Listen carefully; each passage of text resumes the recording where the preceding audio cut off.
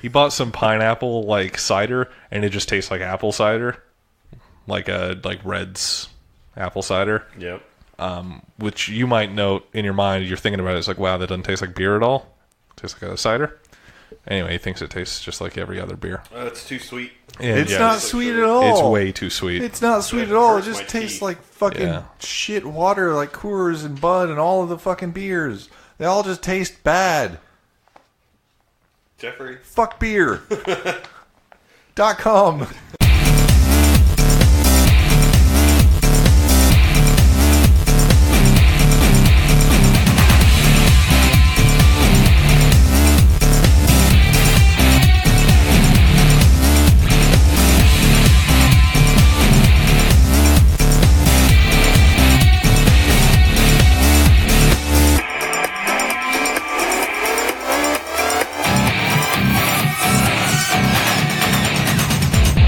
Hi, welcome back to the Radio Podcast. My name is Devin. I'm joined by Austin. Hello. And Jeff.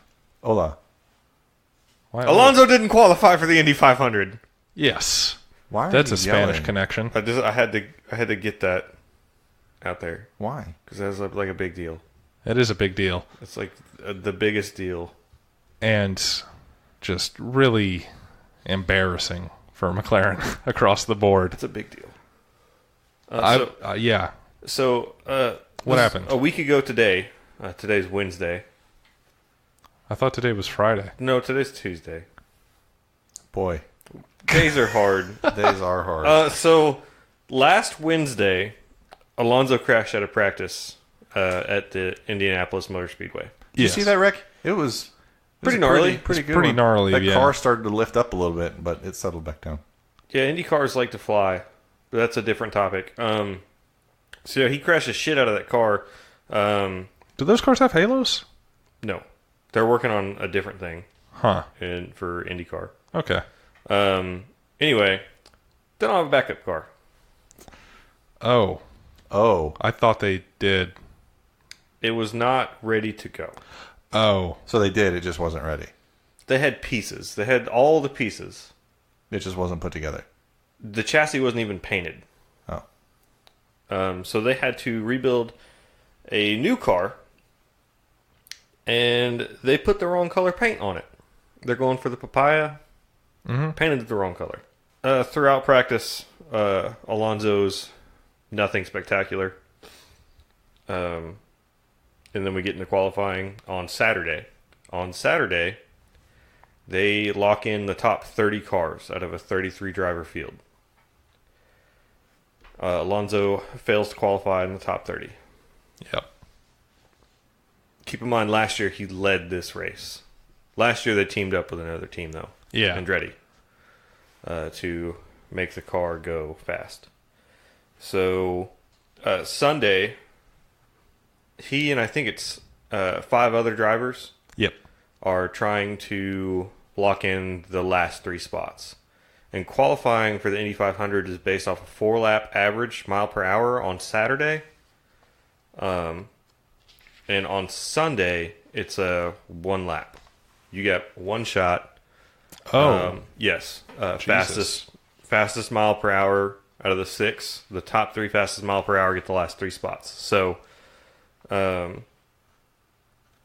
in qualifying on Saturday, Alonso's car, the gearing on it was set up for it to max out at 227.5 mile per hour. His average lap mile per hour was 227.35. So he's basically got the car pegged for the lap. That gearing cost him getting into the race. Yeah. He couldn't go fast enough. So Saturday, he gets beat out of the top 3 by 0.02 of a mile an hour, 0.02. Jesus. And just overall, the fastest mile per hour by Simon Pagenaud, I think is how you pronounce his last name, was 229.992 mile per hour. So we're talking about like 2.6 mile per hour is the difference between pole sitter And not Alonso. making it. Yeah. So, really tight field. It's boy, McLaren's a shit show. Yeah. They paid Andretti $20,000 for the shocks on that car. They paid Penske to set the car up. They paid them $50,000 to set the car up. All they had to do was show up with a chassis and a driver You know, and set gearing. I'm as someone that has looked at some nice shocks, I'm astounded that you can buy IndyCar performing shocks for $20,000. Like that seems like a bargain. That may have been a buddy deal even too. I could go buy some like Moton shocks for the Viper for like $8,000. Isn't Andretti who they partnered with last year? Yes. Okay. So them's friend prices. probably. But anyway, that's a huge fuck up. And the dude who was in charge of the IndyCar program got fired yesterday. Yeah. Within So- 24 hours, he got fired. Good. Yep. Also, then, Zach Brown was talking to Alonso. He's like, hey, we could buy out one of these other seats and get you into that race Yeah. still. And thankfully, Alonso said no. But also, I've read a bunch of interviews from the bottom teams that they're talking about buying out from, and they're like, no, fuck you, we're racing. Yeah. Like, But I bet there's like a middle road team that would take... I bet somebody would take that deal. but why would you... Money. Why would you buy in? I mean, the sponsors want their car to get seen. Yeah. But why would you buy into a race that you have no chance of winning? Like, no chance of even doing, like, well. And I think that kind of... I don't... Yeah, this whole I get that thing it's the seems... mighty McLaren, but you can't just, like... Yeah, we're going to join this other racing series and try to do well in its biggest race of the year. Yeah. Like, that seems... I think if they need to come in and do like full seasons. They needed to do more oval racing Yeah. this season leading up to this. So, yeah, that's the thing. Yep. I'm surprised still that, like, it was just like a really bizarre headline that I didn't expect to see. Because I was like, oh yeah, of course Alonso's going to enter the Indy 500 and it'll be fine. But I guess I didn't really look into all the circumstances of it and just like the fucking hubris of coming into this race. Like, oh yeah, we're just going to show up and do our thing. We're going to come in and do this. We're going to get in for sure. Yeah. It's a weird thing. But I'm glad that they're not buying in. Yeah, that would have been super shitty for Teams a have bought in multiple of before, reasons. but- Yeah. Yeah, it's a weird deal. But, I mean, there's been years where, like, Penske, all three Penske cars didn't qualify. There's been years where Andretti cars didn't qualify. Like, it's the race where you get a lot of cars trying to go to it that don't race the full calendar. So, I don't know. Weird deal. And that's all I know. The Indianapolis 500 is next Sunday at 11:19 a.m., which is a weird... That's very It's specific. a weird thing, but it's on NBCSN. Cool. So it'll probably be on NBC proper. Yeah. So you can get it over the air. Yeah, I would suspect so. In sadder news, Jeff. Yeah, like Devin mentioned in Saturday News, Niki Lauda passed away on May the 20th at the age of 70 years old, I Yep. believe he was. Yeah. Three-time world champion. Won his first season in 75. That sounds right. And then in 76, he dominated the opening part of the season until the famous incident at the Nürburgring in August of 1976, where his car hit a barrier and then another car hit his car and it caught on fire, where he suffered all of his burns. He only missed 2 races after that incident. I didn't realize it was... Dude's a man. Wow. Was it, I guess thought that it was kinda- like 3 or 4 races that he missed. Yeah, I did too. I guess maybe it lined up with the summer break nicely. well, maybe. It says that he showed up at the next press conference 6 weeks after the crash. So if there are 2 week spaces between the races, then that maybe doesn't leave room for the summer break. Yeah. I also didn't know that his helmet had come off during the crash because Oh, the yeah, I foam didn't either. padding had compressed. Like, that's how he got so badly burnt. Huh. Is because his helmet wasn't on afterwards. But yeah, so he came back after that, and then he won 2 more world championships. He retired once, and then came back and won again to clinch that 3rd one. The last championship he won was with McLaren in 1985. Nope, 84. I'm sorry. He won it in 1984 by half a point over Points. Yeah, over Alan Prost. Wow. Oh, that's neat. Yeah. Was Prost his teammate at that time? He was.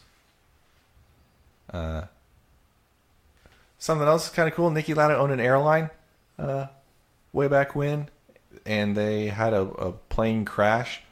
And after doing a lot of investigating and simulator work, Lauda was suspect that the thrust reversal system on the Boeing aircraft didn't function properly, and they did a bunch of testing at Boeing to try to reproduce it and see if they could maintain control of the plane if the thrust reversal got engaged during flight. And they were unable to do so, so he asked them to issue like a statement saying that they were at fault for this, and they were like, oh, it's going to take months because we got to run it through like our lawyers and blah, blah, blah. We got to work on the wording and things like that. So he called a press conference the next day and then asked them the same question that was like, hey, so I'm going to take a pilot and we're going to go fly this plane tomorrow and we're going to turn on the thrust reversal. You think that'll go okay? And Boeing was like, you should not do that. Jesus. So basically like That called kicks them ass. out. Yeah, it was really cool. Called them out, didn't let them get away with this thing, and made them admit fault for like this plane crash that killed some people. Yeah. Because previously it was being blamed on like pilot error when it was not that. Boeing killing people is still relative. So he was kind of really famous for just speaking his mind, regardless of what the topic is, which is super neat. I can appreciate that. Yeah.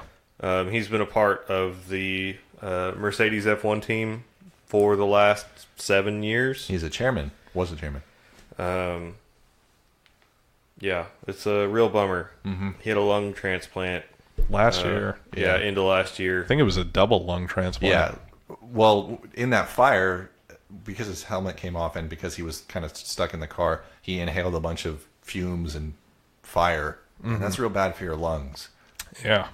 As it turns out. Obviously, the movie Rush. It's a good movie. It's a great movie about the story of Niki Lauda. If you haven't seen it, I'd say it's the watch story of Niki Lauda and James Hunt. Yes. Yeah. More. It may honestly be more the story of James Hunt. Yeah. I've shaken that man's hand. James Hunt? No, not James Hunt. Niki Niki Lauda. Oh, Yep. yeah? Neat. Yeah, when that year at the U.S. Grand Prix. When it rained? Yeah, when it rained a whole lot and we got to go down to the pits. Where was I? You guys were off fucking with Pastor Maldonado. Yeah, I and was getting a selfie with Pastor. I was in getting a good photo of I was in the Kvyat's Mercedes car. crowd, shaking yeah. Toto Wolff and Niki Lauda's hands. Getting pissed off that Lewis Hamilton didn't sign your flag. Getting snubbed by Lewis Hamilton. Getting an autograph from Nico Rosberg, which I still have somewhere. Yeah. Somewhere. It's not one of my prized possessions. Oh. So, yeah. It's a bummer. Yeah. Dude was a big proponent for safety in Formula One. Yep. For obvious reasons. Yes. Yeah. Well, even before that, but he tried to get that race stopped. Oh, yeah. Yeah, that's a good point. Speaking of racing drivers, I just got done watching this thing. I'm way late to this party. Have you finished Grand Tour? The season 3? Maybe. I had kind of lost interest in it, and then I've been going back to it. They have this big long segment about Jim Clark that's really good. Oh, no, I haven't seen that bit. And I would recommend seeing that. I think it's season 3, episode 4 or episode 5. I may have only watched their trip one. Yeah, Two I watched others. the first 2 episodes of that, and I've been going back to it. But a really good segment on Jim Clark. I'd recommend watching that. Who's Jim Clark and what did he do? He's a 3-time Formula One world champion from Scotland. What teams did he drive for? Lotus. I don't have right. all the details in front of me. I'm not prepared. We'll go watch the Grand Tour and you'll find out more about Yes. Jim Clark. Yeah, it's got like Richard Hammond driving around like his first world championship winning Lotus. Like it's really cool. Is it the black and gold ones? It's like or they green and gold. They've got some great cinematography in that show. They do, and that's also part of what makes that so good. The last season when they did the GT40 and the Ferrari, I can't remember, the P50 maybe. I don't remember what the Le Mans car was. Yeah, I know what you're talking about. Man, just watching those cars just rip and roar around the track and just the shots I got of them, so good. So if it's like that, I'll definitely go watch it for that, if nothing else. Yeah, those guys like on the Grand Tour, but also like Top Gear do like really good motorsport segments. Like they had one for Ayrton Senna. This was probably like 5 or 6 years ago. That was really, really, really good. So, yeah, go watch that. Motorsport's good. Speaking of motorsport, Yes. Super Formula. Second round of the season happened this weekend. Actually stayed up and watched this one live, which was fun. Jeff was there also. did you make it? Yeah. It started at midnight and finished about 2 o'clock. So These 4-cylinder cars sound pretty good. yeah, they? Yeah. they're 4-cylinder Honda and Toyota engines. Turbo. Turbskis? Turbski? Just one? Probably just one. Yeah, they sound cool. I like them. They do. And also, they're super light and about the same speed as like a 2014 Formula One car. Fast. Which is pretty quick. Yeah. They're the second fastest series in the world. They're between F1 and F2. Yep. So you'd call it like an F1.5? I wouldn't. 1.75 maybe. Are they faster than a Williams? No. No, probably not. But, I mean, this year's Williams hasn't been to Suzuka yet, so we'll find out. We will find out. They race at Suzuka as well, so. All right. So, this race was at Autopolis, which is, again, the greatest track name in the world, which is in the Ueda prefecture, as previously mentioned. Thank you. There was heavy rain again this race. This race weekend. Is it monsoon season in Japan? Maybe. But so far, all the Japanese races I've watched this year been just, like, plagued with, like, rain, like, heavy rain, like, messing their stuff up. So, what ended up happening here is the rain was so hard they canceled qualifying on qualifying day, pushed it to race day. And race day, they were like, okay, it's just a 40-minute session, single session. It's normally broken up into 3 parts, F1 style, where it's like knockout qualifying. They were like, all right, it's 40 minutes, just the best lap you can set in this 40 minutes. It rained again during this. And so people are trying to set their qualifying times, and it's raining, and it's fucking chaos. Like 3 red flags during this session. 9 drivers didn't set times within the 107% rule. They let them all start, but it sounded like a shit show. Qualifying does not air, at least here. But actually, I don't know if it airs at all. But even in Japan, I think maybe they just show the races. Anyway, it's beside the point. So qualifying was a huge mess. A lot of drivers were like, all right, I'm setting my lap. Boom, red flag, gotta stop. Like, someone like Daniel Ticktum I saw was out there like, yeah, a lot of drivers like me only got 1 lap in because the rest of our laps all got aborted due to just like red and yellow flags. Oof. So the grid kind of... What else happened in the qualifying / practice?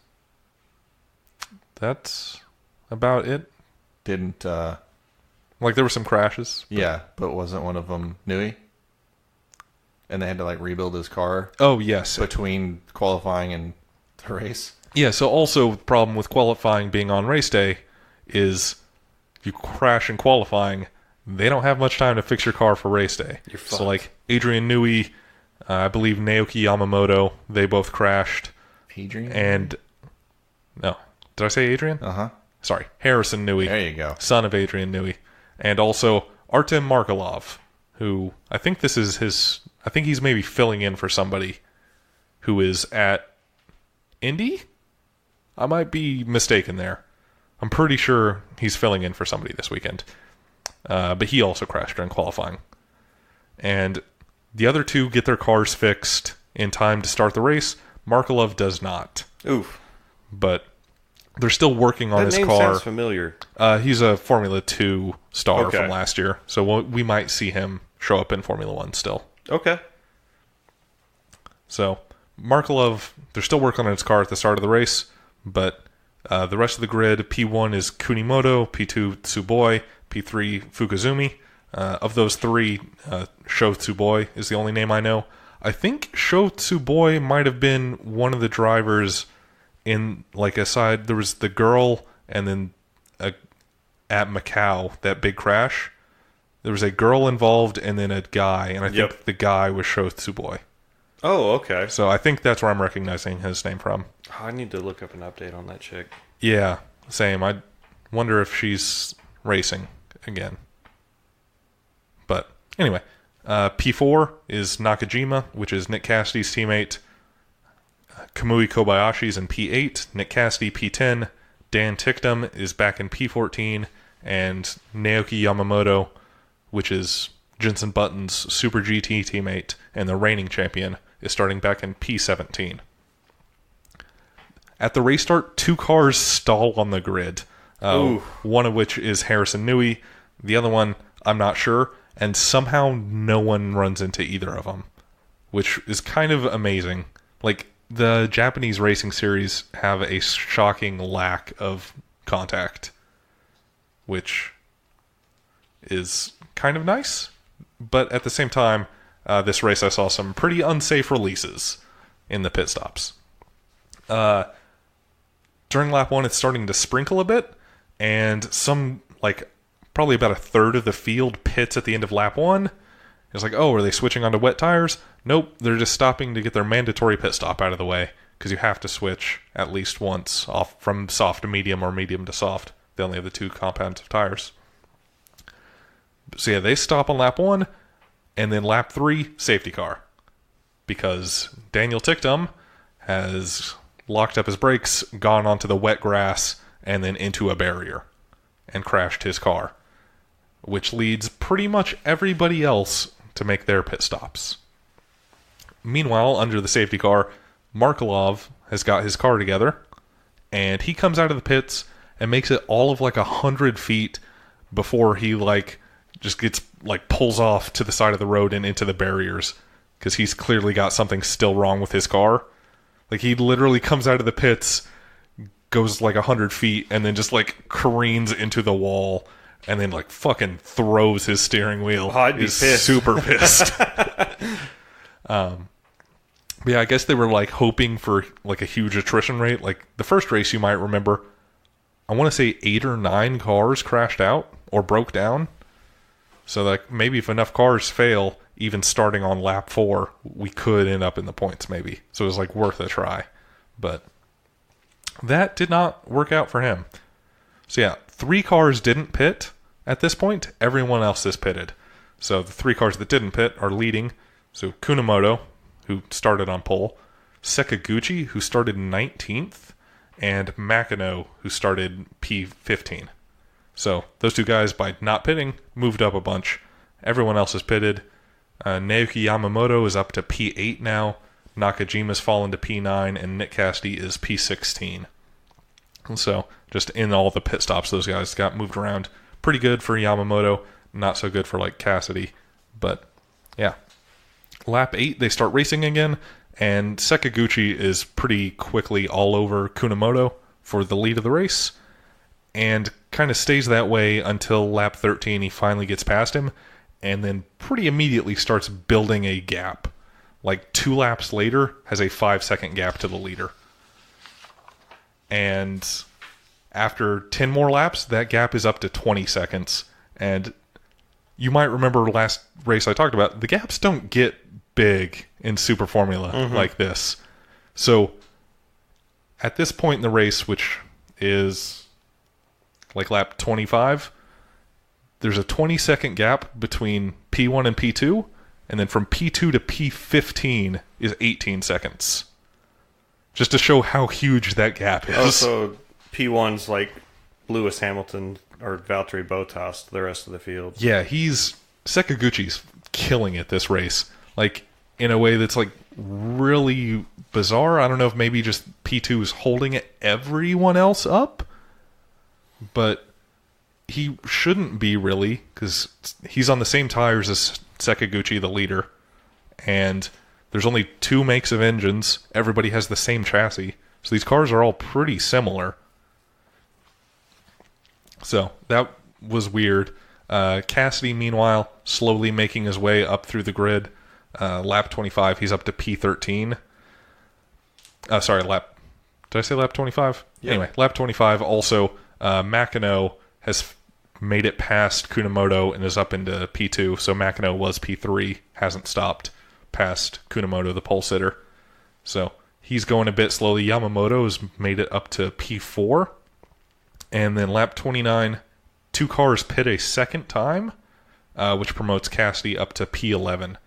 So he's almost into the points now, although reminder, points don't happen until P8 in this series. So he still needs a few more spots. By lap 31, Naoki Yamamoto gets past Kunamoto.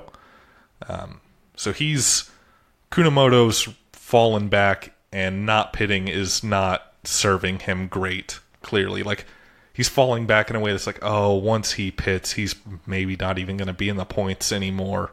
His lap time's that far off? It's just that everyone else is bunched up together around him at this point, and he's just like falling back through the order slowly. So, pretty good on Yamamoto to get back up into P3 at this point, and Yamamoto is now first of the cars that have already pitted. But at the same time, Sakaguchi now has a 30-second gap to Makino, and Makino is a good 10 seconds ahead of Yamamoto. So this is another thing that makes me think, oh, Kunamoto was holding everybody up, because Makino's made up 10 seconds since passing Kunamoto. And now, pretty quickly after Yamamoto gets past him, Kunamoto has to defend from Oshima, who then gets past him on lap 33. And again, Kunamoto now back into P5 and still hasn't pitted. And also at this time, like, with those gaps, like, Nick Cassidy in P11 is only 7 seconds behind Kunamoto, who's in P5. So does he have, like, a Ferrari strategist that is moonlighting? Like, what's the deal here? I don't know. So there's, I think the medium time, maybe he's just hoping for more rain, because it, like, sprinkled some, but the rain never really came hard. But also, you have to switch tires once, and he started on the better tires. Oh, okay. So maybe he's just trying to make these last, because most of the field now is on these soft tires. Like, it seems like most people started on the mediums, changed over to the softs, and are like, all right, this is it. And are just trying to make this a one-stop race. And this guy started position what? 1. Oof. Yeah. Oof. Yep. And now he's P5, still has to pit, and P11's only 7 seconds behind him, and the pit stop delta, I want to say, is like 30-ish seconds. By lap 37, Nick Cassidy finally gets Lucas Auer, who's the other Red Bull driver.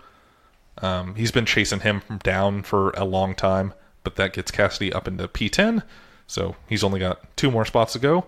Lap 41, Sakaguchi, the leader, finally pits, comes out P2, 9 seconds behind Makino, who still needs to pit, and 6 seconds ahead of Yamamoto that's already pitted.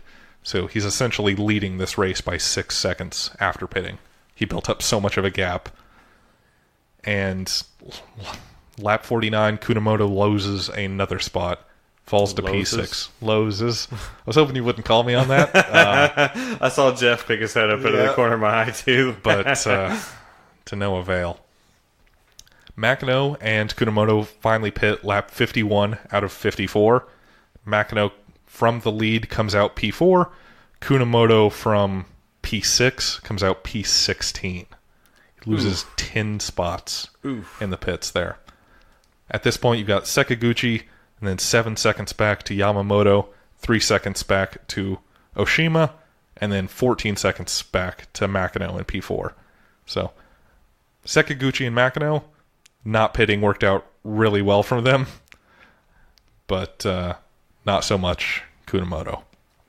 Meanwhile, Cassidy is in P9 after Kunamoto's pit stop promoted him again. And then lap 53 of 54, Cassidy gets past Ishiura for P8 and gets that last point-paying position. And yeah, so the top 3 finish in that same order: Sekaguchi, Yamamoto, Oshima. And that promotes Yamamoto into the lead of the championship, since he was P2 in the first race as well.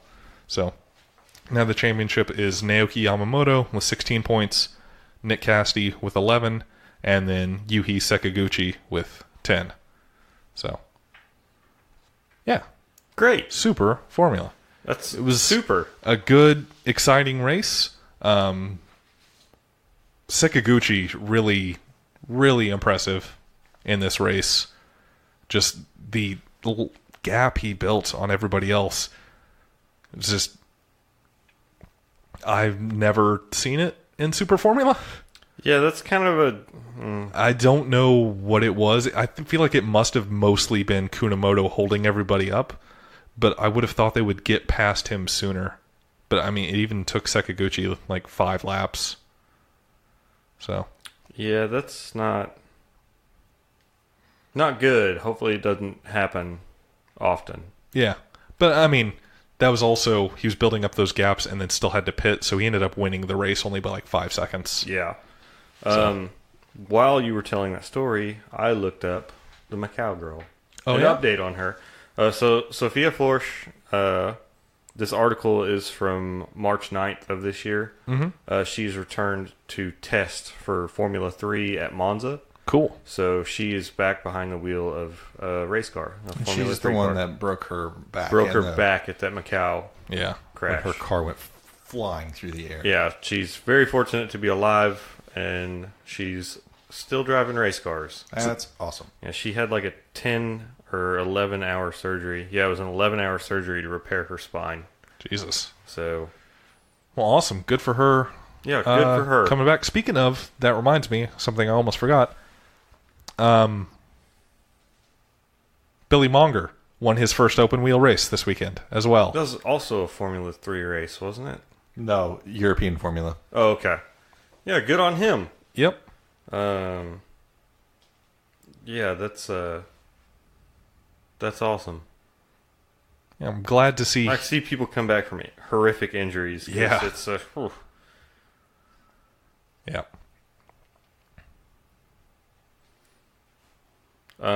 Speaking of, I don't know if you've kept up with Robert Wickens at all from IndyCar. Oh yeah, a little bit. He's still trucking, man. I mean, he's still got a long way to go. I follow him on social media, and he's doing a lot of physical therapy every day. He can stand up on his own. He can take a couple steps. It's still a very long road to recovery for him. Yeah. So, but he's working on it. He's got like this inspiring thing that he's working towards. He's getting married in September, and he wants to be able to dance with his wife at their wedding. Wow. So that's That seems doable. Well, it depends on what you define as dance. I don't think it'd be a very long dance. Yeah, it depends on both of those, but also like he will, like dancing, you are kind of holding on to the other person. That is true. So it won't be like him just like out there dancing alone, But which he probably won't be able to do that well. I don't know what the future holds for him. Yeah, I don't know if Based he'll on- make it back into a car. I don't know if he'll make But- it back behind the wheel of a car, but it is inspiring nonetheless to see the drive, that's a pun, that racing drivers have Yeah. after they've been injured. So, Well, late. But speaking of Billy Monger, Devin and I, or at least I brought this up with Devin, do you think that there is any reactionary time advantage to using the throttle and brakes with your hands as opposed to having to move your whole legs and feet around? I think brake he does use his foot. Oh, does he? Yeah, one of the pedals he uses his foot, and it's probably brake, right? I would imagine it's brake. I don't know. It seems so hard because it seems like The feedback. The feedback has to be reduced. I think he is using a prosthetic to brake, though. Yeah. But for one of them, like, I think they did have to make modifications to that wheel. I think that it might give you a slight advantage if you're like really good with your hands. So we're not to the point where we're gonna voluntarily amputate legs yet, right? No, To be better at sports. we're not gonna start augmenting ourselves. Wake me up when we arrive at that future, please. Have you ever played Deus Ex? Yep. It doesn't seem like a future I want to be a part of. What are you talking about? I can crush skulls with my robot hands. Your body's already augmented by metal. Yeah, I'm working on it. I need the mechanical bits in addition to the metal bits. You need electronics because you can just hook a battery up to yourself. It's true. I wouldn't recommend it. Speaking of batteries, Formula E. Damn, Good nice segue. Thank you. So, 2 Formula E races have become available to watch on YouTube since last we spoke about it. Paris and Monaco. Paris was sick. Paris was the first wet race in Formula E history, Maybe even hail. and also hail. But we'll get to that. Yeah. So when the race started, it was technically dry, but there's trees lining the circuit to where only half of the straight was dry. So they started under safety car so that half of the cars didn't start on wet while the other half started on dry. But pole for this race is Oliver Rowland of Nissan, P2 Buemi, P3 Robin Friends of Virgin, Massa is P4 Did you just say Robin's friend's a virgin? of Virgin. Isn't it Robert? No, it's Robin. Oh. Okay. All right. Can carry on. The other Virgin, Sam Bird, is back in P13. Stoffel Van Dorn, not looking great, P19. Jerome D'Ambrosio and Pascal Wehrlein, P21 and P22. Felipe Massa. P4. All right. Wehrlein qualified on pole for this race, and D'Ambrosio P6, but they're at the very back because they both had some technical infringements, which sucks.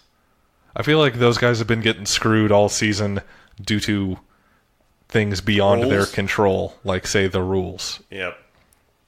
Which is unfortunate, as I'm over here rooting for Pascal Wehrlein and, by extension, Jerome D'Ambrosio.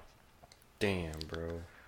See, as I said, this race starts behind safety car, and then the safety car comes in just after one lap, because it was just to let them all start on the dry line, basically. And lap 2, Roland crashes from P1 just all by himself into a wall. It's Formula E, baby. That's Formula E, baby. I think Romain Grosjean has a future. Yeah, I bet he could. I bet. I bet he has a future. Yeah. I can easily see him fitting in. Just crashing into walls. Yeah. But it's normal. Everybody does it. Because Roland actually just backed up from crashing into this wall and kept going. I can name 3 people off the top of my head that I know that just crash into walls by themselves. Romain Grosjean, this guy, and Robbie Veerhout. That's it. Wow. That's ice cold. 33 minutes left. Buemi has some problem from... He's inherited the lead. And so he was winning the race. He has some problem, like a puncture maybe, and has to go into the pits. So Nissan starting 1-2 is now throwing that away, probably not even going to get points. Hell yeah. Formula E. Yep. Anything can happen. So now it is Robin Friends, Andre Lauder, and then Massa. So Massa looking like he might get his first podium of the season if things stay as they are. But with 30 minutes left, it starts to rain. really freaking hard. Really hard. In addition to that, it starts to hail. Really small. Kind of like here last night. Yeah. Wait, did it hail here? Yeah, it did. Yeah. I didn't see it. It was a little pea-sized hail. Okay. It wasn't that bad. Wasn't the softballs we were promised. Thankfully. I don't know how I feel about that. I could have used a new fence, but whatever. Yeah. It's neither here nor there. Formula E. Yep. Hail. But yeah, with the hail, they call a full course yellow. Full course yellow, huh? Yep. Not a red flag? Nope. Right. Okay. Apparently the hail, not that bad. They're wearing helmets. It's also very small. This shit hitting you in the fucking hand Yeah, would still hurt. it No, seems- it's very small. It's like, I don't think you'd be able to distinguish it from rain, other than it still being there after it's hit Yeah. you. They're under full course yellow. They're going like 50 kph, so not very fast. Have you ever like- ridden a motorcycle in the Nope. rain? Yes, It hurts. it does hurt. But were you wearing gloves? Yes. Were you wearing a helmet? Yes. Were you wearing a jacket? Yes. Were you wearing long pants? Yes. Then you're lying. It doesn't hurt that bad. It still hurts. No, it only hurts on your hands when you're not wearing gloves. Actually, I think that'd be worse because like you're not going fast, so like you don't have like air rushing over the car to keep the raindrops. You're on a motorcycle. It's not how that works. No, I mean in a Formula E car. Oh. No, it's fine. All right. The race resumes with 24 minutes left, and my notes aren't clear about this, and I don't remember because I watched this race like 2 weeks ago at this point. But it is now Robin Friends, Andre Lauderer, and then Daniel Abt.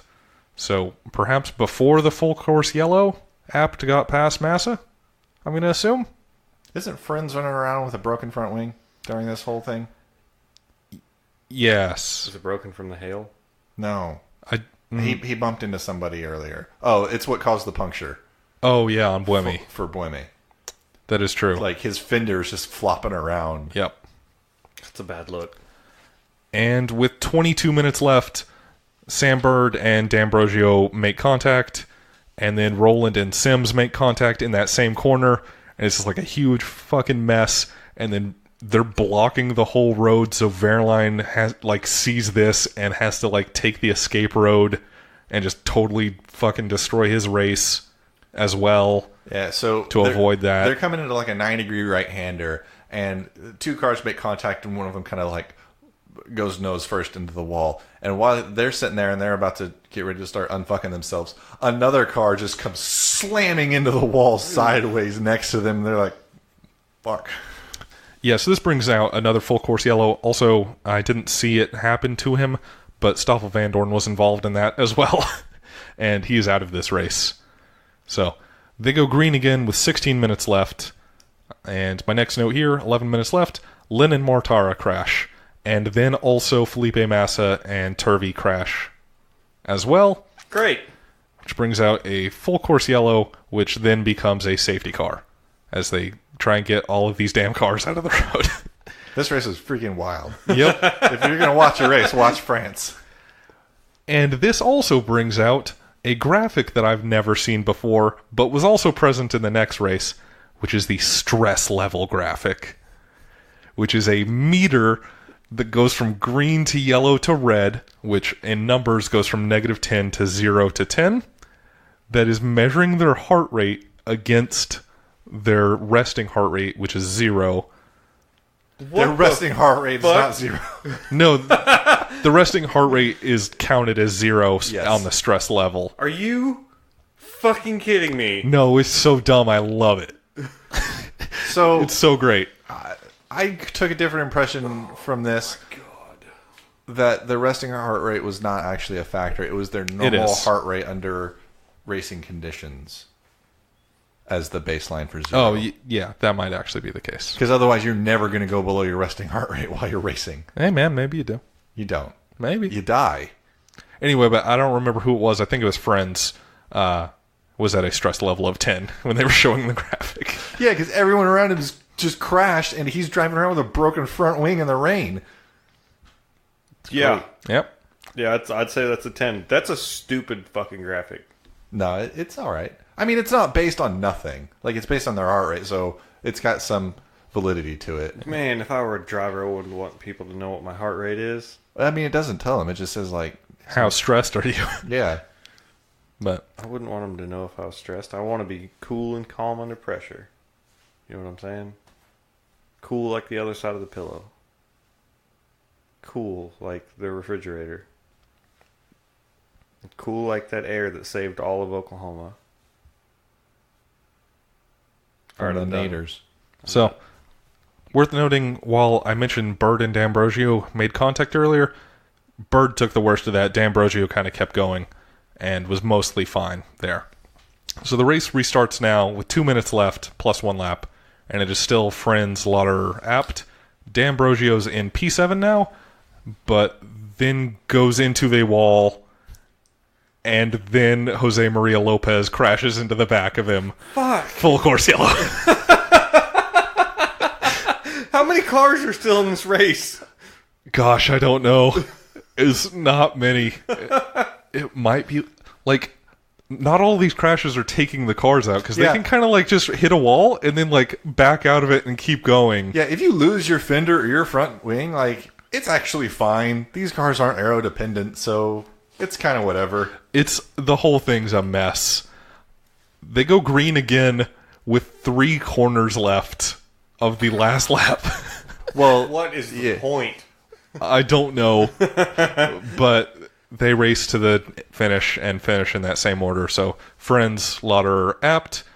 Verline makes it up to P10 as somebody who didn't crash. Like, he got fucked up in that one crash by having to completely blow the corner, but he didn't actually crash. So he managed to get that last point, Something, I guess. which is something. But Friends makes this was the 8th race of the season, and this is the 8th different winner of the season. From 8 different teams, right? We'll say yes. Let me check my notes. Okay, so I do like that.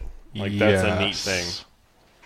No, this is the first winner from A repeat team. a repeat team. Oh, it was 7 winners from 7 teams, and now it's Yeah. 8 winners From- from 7 teams. Yeah. That's what team is the... Virgin has 2 wins because Bird won 1 and now Friends has won 1. So yeah, this also promotes Friends into P1 in the Drivers' Championship. So it is Friends with 81 points, Lauderer with 80, then DaCosta with 70, DeGrassi with 70. DaCosta just sounds like he's an announcer's name. That's all I have to say on that. Antonio Felix DaCosta? No, just DaCosta by itself just sounds like they'd be a commentator. I don't know why. Okay, You're welcome. thank you. Anytime. Meanwhile, in the Constructors, Chichita is winning with 142 points. Hell yeah. Then Virgin with 135. Where are my tractors at? Audi is P3 with 129. Got And some fields to plow. Mahindra P4 with 103. They're up there. They're all right. Yeah. Then Monaco. This track's bullshit. This track, It's not. It doesn't even have the tunnel. It doesn't have the tunnel? it doesn't have Fuck the this. tunnel. I don't want to hear about this. It has the start straight. It then makes like a weird turn off, and then it comes out in front of the turn leading up to a swimming pool, and then it goes through the rest of the track.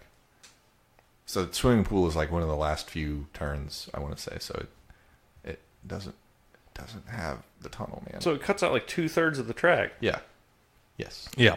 Fucking lame.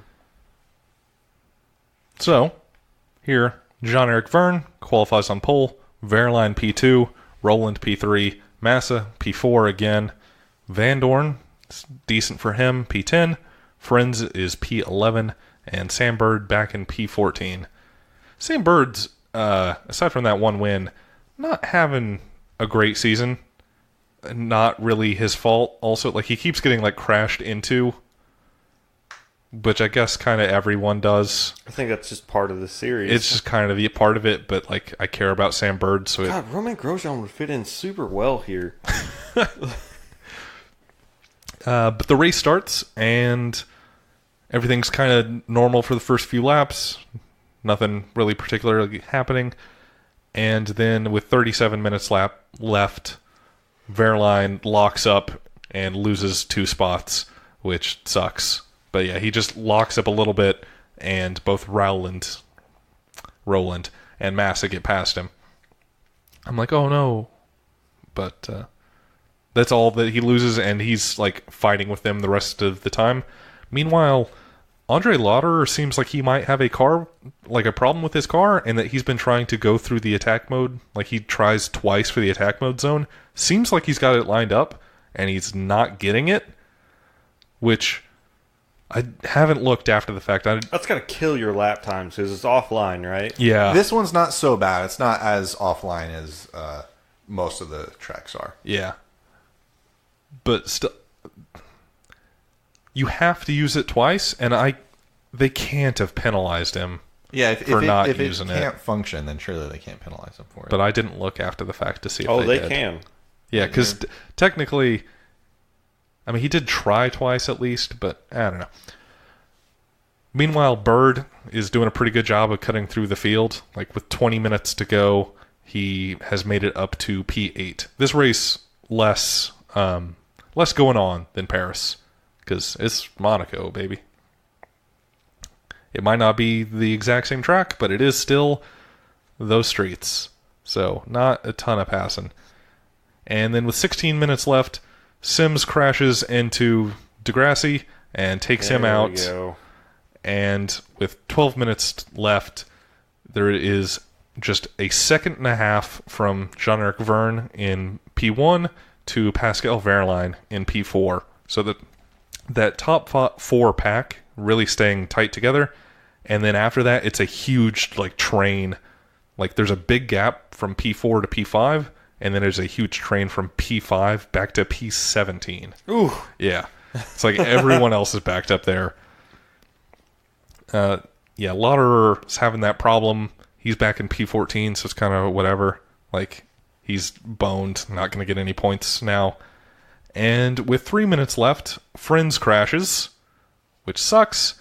They clear it pretty quickly, so much so that they don't give a full course yellow or a safety car, which seems fucked because he crashed into a corner and they're using a crane to get him out of this corner. Is it a crane that's not on the circuit? The crane's not on the circuit, at least. None of the cranes are on the Monaco circuit. Yep. But at a point, cars are going... there's yellow flags at this corner, but, cars are still going through this corner. Race pace? Slightly less than race pace, because the yellow flags, but there's still, a car with a man in it hanging there. Oh, was he still in it? He was still in it. Oh. Not a fan. But yeah. And at this point, Wehrlein is all, Roland's attacking Jev, and Wehrlein's attacking Massa. Jev? Yeah. Who's Jev? Oh, sorry, Jean-Eric Verne. Don't call him Jev. Please call him Jev. They call him Jev all the time. You can't just introduce that without an explanation. Oh, sorry. I would have thought I would have said that before now. Also, all the driver abbreviations, you would think Jean-Eric Verne, that's probably VER. After all, that's what it was in Formula 1 when he was in... Can't be. People think it's Verstappen. It is JEV, his Formula E abbreviation. Well, yeah, we figured it out because you already explained it. But, I mean, he is the reason that Max was VES at first in Formula 1. I don't even remember Jean-Eric Verne driving in Formula 1. That's because you didn't watch it today. It was I did, 2013. It's He was at Toro Rosso. He was a scrub. He was a nobody. You remember that gif of that Toro Rosso when both front tires just blow off? Oh, yeah. That's Jev. All right. I'm pretty sure. Yeah, that sounds right. So yeah, they finish in that order. Wehrlein all over Massa, but can't get past him. He runs into the back of him a few times. It sucks. And then also Massa's running out of energy in a big way. Massa crosses the line and then his energy counter goes 0. And is there a rule where he has to make it back around to the pits? So their energy counter goes to 0, but there's still battery power remaining. The energy counter just measures the allotment of energy they're allowed to use during the race, but doesn't mean the car is out of power. But if it had gone to 0, literally 1 second sooner, Wehrlein would have got P3 and Massa would have didn't finish. Kind of a little close. Yeah. Kept that spot. Yeah. Which sucks because I wanted Wehrlein on there. But Massa gets his first podium in the season, and also we have now our first double winner of the season with Jean-Eric Verne. Commentators also referring to Massa as this is his home race, which is, I mean, he lives there, sure. But I bet, I guess... Formula E go to Brazil? No. Then I guess I don't think so. See, I guess this is the closest thing he has to a home race. But this team is based here, or yeah. kind of based here. It's not This really is based there. Monegasque. Yeah. Venturi, headed by Susie Wolf, wife of Toto Wolf. Neat. Yeah. Anyway, this brings Jev up to P1 in the... Oh, also, another thing, because I forgot, happens after the leaders finish, but Bird gets a puncture on the final lap and has to stop. Fuck. Where was he in position? He was in the points. Oh, bummer. Yeah. I'm glad that I don't follow this series closely because that's like the dude that I like. Uh-huh. And he seems like he's having a rough go of it. He's having a rough go of it, but hey, so's Verline. Fuck that guy. No. Anyway, so Jev now leading the championship with 87 points, Lauderer P2 with 82 points, and then Friends with 81, DaCosta with 78, and Degrassi with 70. Wait.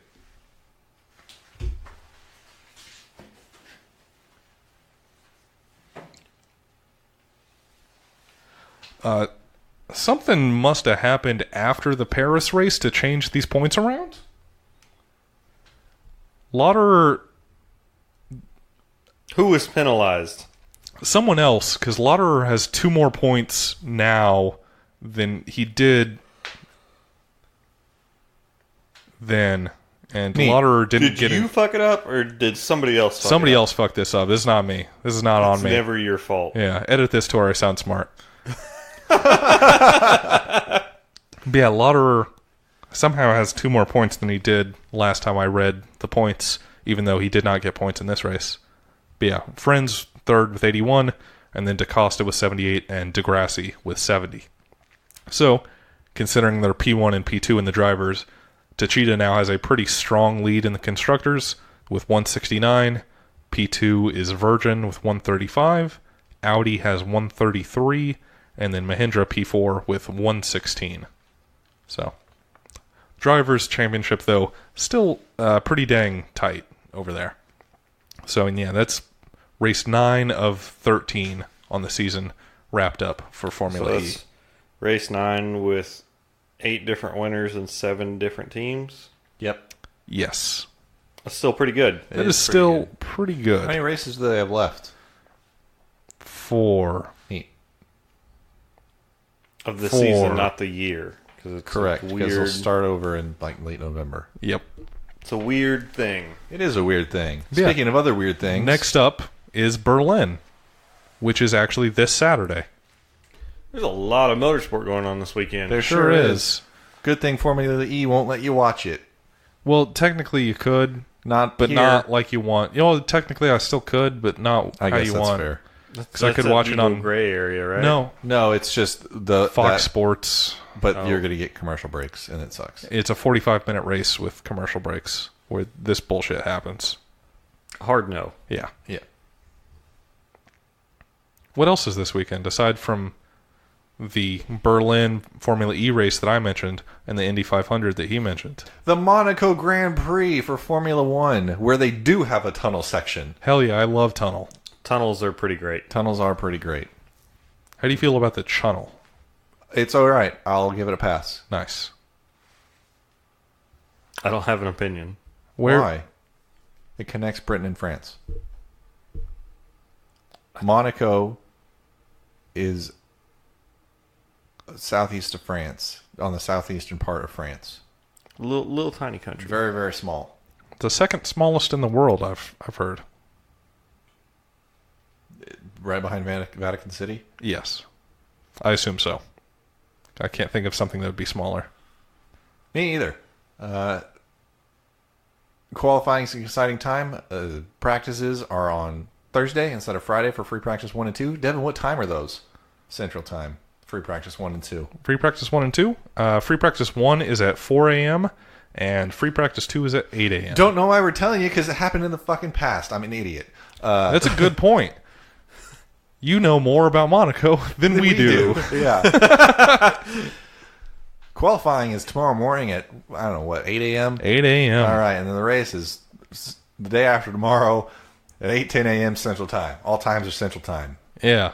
Which I feel like this race is happening earlier in the day than Monaco normally does. These races might be on ABC. Neat. Yeah. Or this race in qualifying. I bet they are. Check your local listings, but so ESPN broadcasts in America now, but that's They part always of have. Disney. Where the fuck What? is it going right now? Disney also owns ABC. Okay. Yeah. ESPN on ABC has been a thing for a long time. So possibly over the air, just like the Indy 500. Yeah. I mean, it already was when you just watched it on ESPN. I guess that's not That's over not the over air. the air. Yeah. That is like as free as it gets. Wait, is regular AB... Do Yeah. they still broadcast TV Yes. over the air? Yeah, I have an antenna That's on how my I TV. watched the news yesterday. Why are you watching the... Oh, yeah. I didn't watch the news tornadoes. yesterday. Yeah. Naders. No need to take cover. from So the make sure you Raiders. get your predictions in because you only got like a couple hours left to do it by the time you listen to this. I Yep. haven't done mine yet. Here's my prediction that I might take back by the time I've seen what you've seen. I want to predict that Max gets his first pole here. Likewise, I think that is a decent possibility. I have no opinions. Because this season just... Anything can happen, and often does. You guys are probably wrong, and It's probably Valtteri Bottas. is probably going to get pole. I don't know. Historically, thinking back, I can't think of anything memorable from Bottas at Monaco. All I know is I counted them out, and because Has of he that, ever he's- won or gotten pole in Monaco? No. Kimi got pole the year that Lewis really struggled in Monaco. Yep. Daniel Ricciardo won Daniel this last Ricciardo year. got it pole last year and won last year. Seb won the year that Kimi had pole. Yep. And I assume Lewis had pole the year prior to that because Nico, Bottas I think. wasn't in Mercedes because Nico was there. So either Nico or Lewis did. So Yeah. there you go. It's confirmed. Bottas has never won nor qualified on pole in Monaco. Yes. I don't know, man. We'll see. We will see. Literally Yeah. with your eyes on the TV. Or your computer. That's on a screen. Look at your electronic device. Charles Leclerc's home race. He is Monegasque. Oh, yeah. Maybe he'll get a win. That actually, I would approve of that. But Yeah, that'd be pretty cool. Nope, Ferrari's not as good at the turns, the turny bits, which is all of this track. what a shame. There's one part of this track where you have to go down to almost a stop to make it around this hairpin, and it's infuriating. But last year, while they were showing the race, there was like some good like bass in the background of that corner, and I was enjoying that. What, like every from, time like, a stereo. like every time they cut to this that hairpin corner just in the background, you just hear. I'm like, yeah, somebody's having a good time back there. I would imagine everybody's having a good time in Monaco 100% of the time. What is it like there? Because is everything? Do they have just like a place where you can go? I'm like, I'm going to eat like a $10 meal, or is it like fuck No, you, pay us fuck $150 no. for this food? Like, so I've never been there, but here's how I imagine what Monaco's like. Does anyone Hellish. just have normal It looks jobs? like- How do they get groceries? It looks like a really condensed, like 80s Miami, like Miami Vice. yeah, like but really- with hills. Yeah, but like on like cliffs and stuff. Yeah, But like everybody's hella rich. right. So that's what I'm thinking. Like, do they just have a grocery store where the back There's boy no makes grocery $100,000 a year? There's no grocery stores. Where do they get their food? The chefs order the food from the distributor and it gets like shipped to the house. That's wild. Like, Let us know what Monaco's like. I'm sure there's restaurants, but like it's like $300 for a plate. You gotta reserve it like 4 months in advance. Yeah. You show up and the sir doesn't meet the dress code. I would show up and they'd be like, "Get the fuck out of here!" Like, You guys got hamburgers? I'd walk in and they'd smell the poverty on me, and they'd be like, "Nope, no, sir, you are not allowed." I would like to go to that race someday, but I feel like even more than the expense of going to that race, the like being there for that race would be just like prohibitively Wildly expensive. Yeah, probably so. I wonder if like I could like buy a tent in France and then like drive an hour from there And into just France sneak and, like, into Monaco. How just, much? like, sleep Here's on what the you side do. of the road. How much is a kayak, and how much is 2 kayaks and a piece of plywood that you can make a bed out of?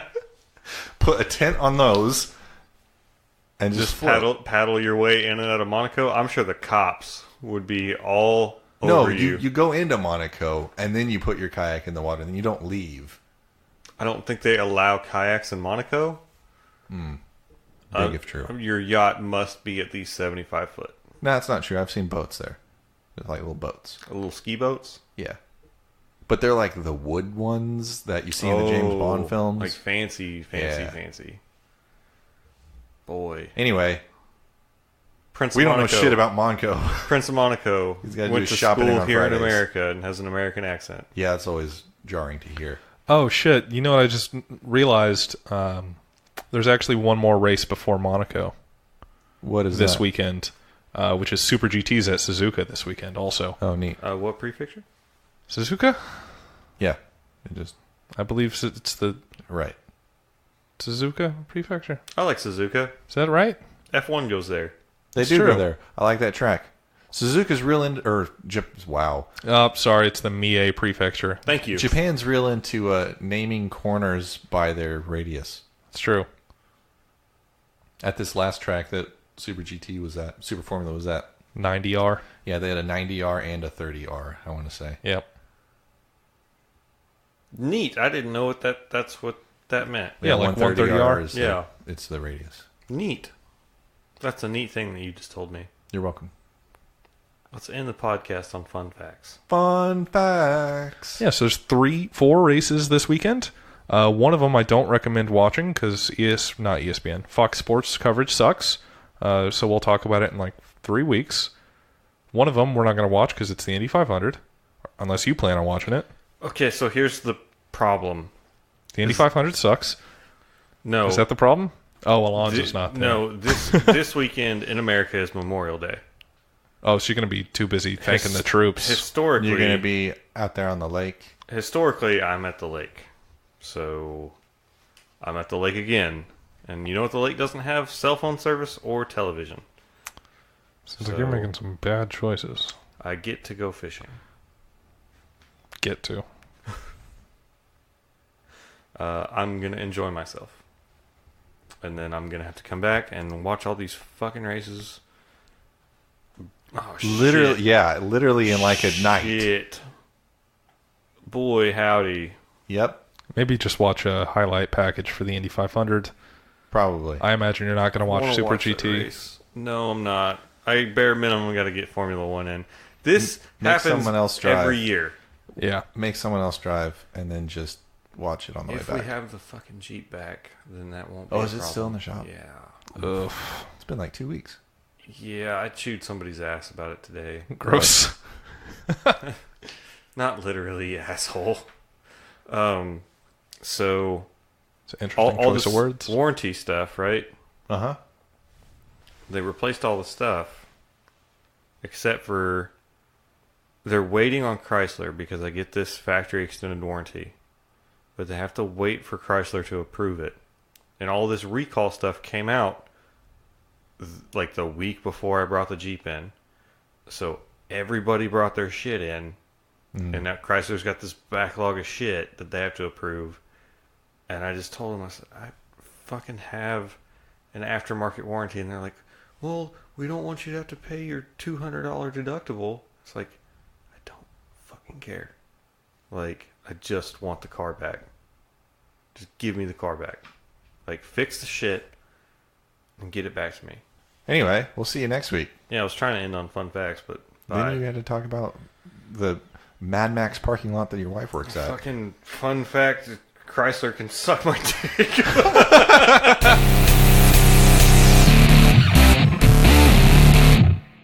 I was going to be like, oh, and just remember the Super GT happens on motorsport.tv.